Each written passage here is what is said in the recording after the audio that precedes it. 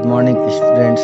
मैं कमलेश व्यास, आपका हिंदी शिक्षक, आज आपको चिड़िया की बच्ची पाठ 9 नामक पाठ पढ़ा रहा हूँ। प्रस्तुत पाठ जैनेन्द्र कुमार द्वारा रचित एक सेठ और एक चिड़िया के बारे में है।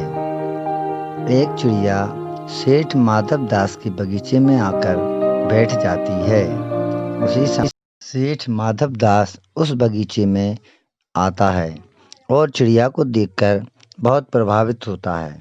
उस चिड़िया को वह अपने बगीचे में रहने का प्रलोभन देता है, पर चिड़िया अपनी माँ के घर, अपनी माँ के पास जाना चाहती है। पाठ में इसी बात पर हम चर्चा करते हुए पाठ प्रारंभ करते हैं। माधव दास ने अपनी संगमरमर की एक नई कोठी बनवाई है। उसके सामने बहुत सुहावना बगीचा भी लगवाया है। उनको कला से बहुत प्रेम है। धन की कमी नहीं है और कोई व्यसन अर्थात बुरी आदत छू नहीं गया है। सुंदर अभिरुचि के आदमी हैं।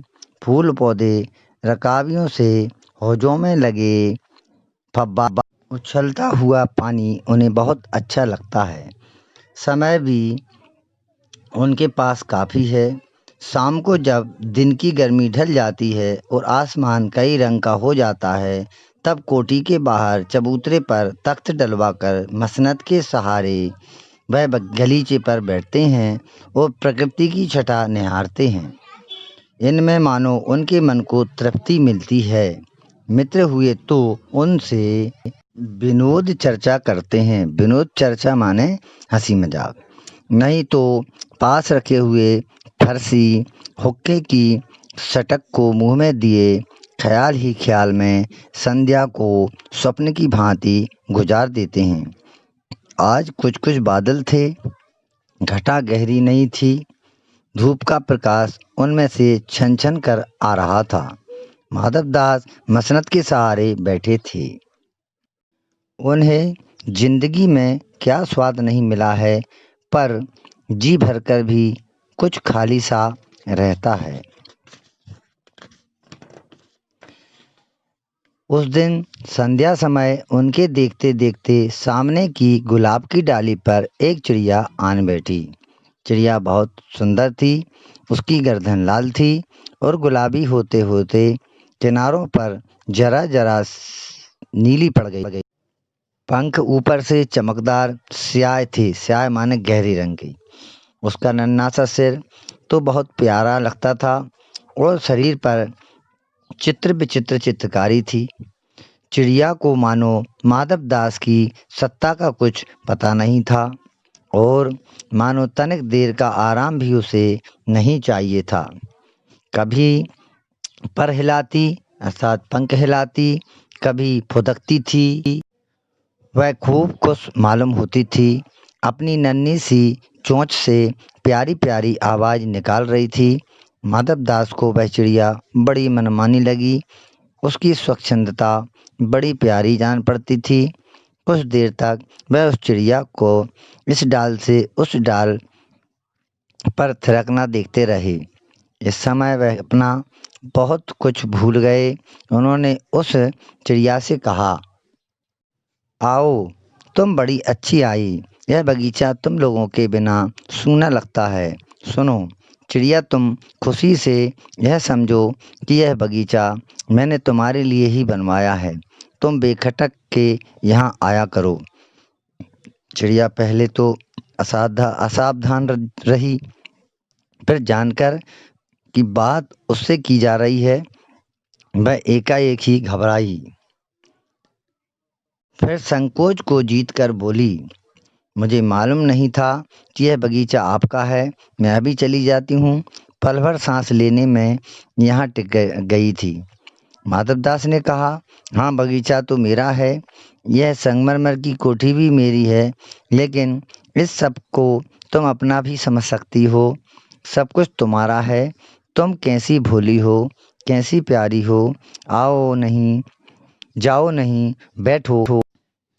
मेरा मन तुमसे बहुत खुश होता है। चिड़िया बहुत कुछ सकुचा गई। उसे बोध हुआ, अर्थात ज्ञान हुआ कि यह उससे गलती तो नहीं हुई कि वह यहाँ बैठ गई है। उसका थिरकना रुक गया। भयभीत सी डर गई। वह बोली, मैं थक कर यहाँ बैठ गई थी, मैं अभी चली जाऊंगी। बगीचा आपका है, मुझे माफ़ करें। माधवदास ने कहा, मेरी भोली चिड़िया, तुम्हें देखकर मेरा चित्त प्रफुल्लित हुआ है। प्रफुल्लित माने खुश, प्रसन्न। मेरा महल भी सूना है, वहाँ कोई भी चहचहाता नहीं है। तुम्हें देखकर मेरी रागनियों का जी बहलेगा। तुम कैसी प्यारी हो, यहाँ ही तुम क्यों ना रही। चिड़िया बोली, मैं माँ के पास जा रही हूँ।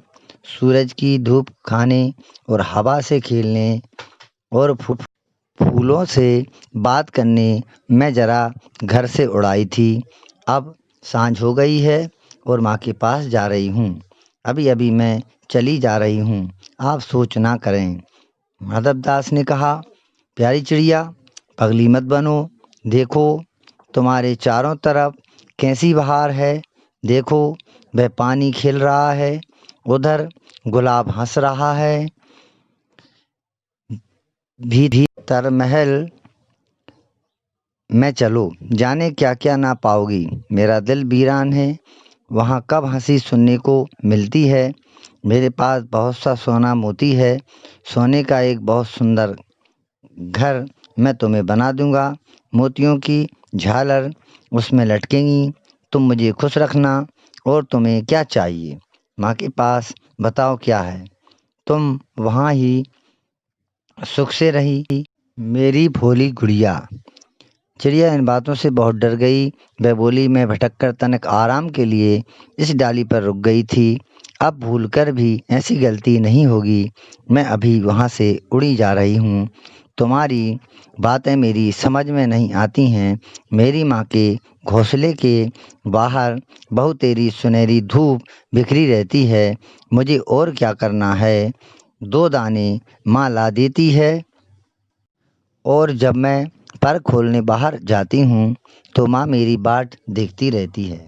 मुझे तुम और कुछ मत समझो, मैं अपनी माँ की हूँ।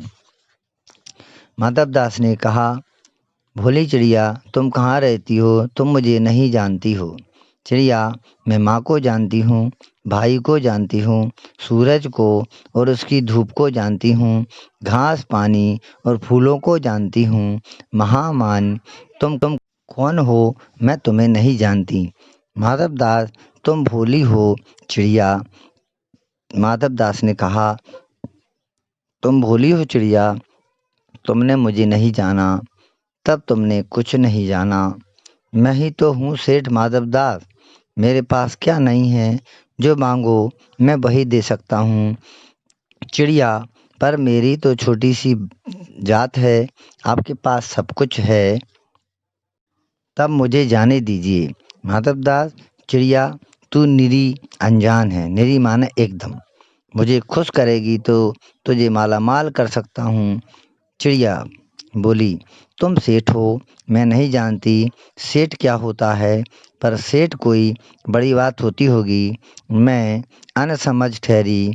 माँ मुझे बहुत प्यार करती है, वह मेरी राह देखती होगी। मैं माला माल होकर क्या होऊंगी, मैं नहीं जानती। माला माल किसे कहते हैं, क्या मुझे वह तुम्हारा माला माल होना चाहिए। सेठ, अरे चिड़िया, तुझे बुद्धि नहीं है, तू सोना नहीं जानती। सोना उसी की जगत को तृष्णा है। तृष्णा माने भूख। वह सोना मेरे पास ढेर का ढेर है। तेरा घर समूचा सोने का होगा। ऐसा पिंजरा बनवाऊंगा कि कहीं दुनिया में ना होगा, ऐसा कि तू देखती रह जाए। तो उसके भीतर थिरक फुदक कर मुझे खुश करियो। तेरा भाग्य खुल जाएगा। तेरे पानी पीने की कटोरी भी सोने की होगी। चिड़िया चिड़िया बोली, वह सोना क्या चीज़ होती है। सेठ ने कहा, तू क्या जानेगी। तू चिड़िया जो है, सोने का मूल सीखने के लिए तुझे बहुत सीखना है। बस यह जान ले कि सेठ माधवदास तुझसे बात कर रहा है, जिससे मैं बात तक कर लेता हूँ उसकी किस्मत खुल जाती है। तू अभी जग का हाल नहीं जानती, जग माने संसार। मेरी कोठियों पर कोठियाँ हैं, बगीचों पर बगीचे हैं, दास दासियों की संख्या नहीं है, पर तुझसे मेरा चित्त प्रसन्न हुआ है। चित्त माने मन। ऐसा वरदान कब किसी को मिलता है? अरे चिड़िया, तू इस बात को समझती क्यों नहीं? चिड़िया, सेठ मैं नादान हूँ, मैं कुछ समझती नहीं, पर मुझे देर हो रही है, माँ मेरी बाट देखती होगी। सेठ, ठहर ठहर, इस अपने पास के फूल को तूने देखा? यह एक है, ऐसे अनगिनती फूल हैं, ऐसे अनगिनती फूल मेरे बगीचे में हैं। वे भांति भांति के अनेकों प्रकार के रंग के हैं, तरह तरह की उनमें खुशबू हैं। चिड़िया, तैने मेरा चित्त प्रसन्न किया है, और वे सब फूल तेरे लिए खिला करें। वहाँ घोंसले में तेरी माँ है, पर माँ क्या है? इस बहार के सामने तेरी माँ क्या है? वहाँ तेरे घोंसले में कुछ भी तो नहीं है। तू अपने को नहीं देखती? कैसी सुंदर तेरी गर्दन, कैसी रंगीन देह, देह माने शरीर। तू अपने मूल्य को क्यों नहीं देखती? मैं तुझे सोने से मढ़कर तेरे मूल्य को चमका दूंगा। मैंने तेरे चित्त को प्रसन्न किया है। तैने अर्थात तूने मेरे चित्त को प्रसन्न किया है, तू मत जा, यहीं रह। चिड़िया, सेठ मैं अपने को नहीं जानती, इतना जानती हूँ कि माँ मेरी माँ है और मुझे यहाँ देर हो रही है। सेठ मुझे रात मत करो, रात में अंधेरा बहुत हो जाता है और मैं राह भूल जाऊंगी। सेठ ने कहा, अच्छा चिड़िया जाती है तो जाओ, पर इस बगीचे को अपना ही समझो, तुम बड़ी सुंदर हो। आज के लिए आज की कक्षा में इतना ही। तो आपने देखा सेठ माधवदास चिड़िया को अपने पास रखने के लिए कितने यत्न कर रहा है, परंतु चिड़िया स्वच्छंद अपनी माँ के पास रहना चाहती है। वह सेठ के प्रलोभन में अर्थात लोभ में नहीं आ रही है। बाकी कल कल की कक्षा में आपको बाकी का पाठ पढ़ाया जाएगा। पाठ बड़ा होने के कारण इसको हम दो भाग में पढ़ेंगे। पाठ से संबंधित प्रश्न आपको गृह कार्य में दिए जा रहे हैं। इस गृह कार्य को शाम 7 बजे से पहले मेरे पर्सनल नंबर पर आप सेंड करेंगे। धन्यवाद। गृह कार्य में प्रश्न नंबर 1, चिड़िया की बच्ची पाठ के लेखक कौन हैं? प्रश्न नंबर 2, माधवदास कौन था? प्रश्न नंबर 3, माधवदास चिड़िया को किस का प्रलोभन दे रहे थे? सभी प्रश्न पाठ में मिलेंगे, आप पढ़कर उत्तर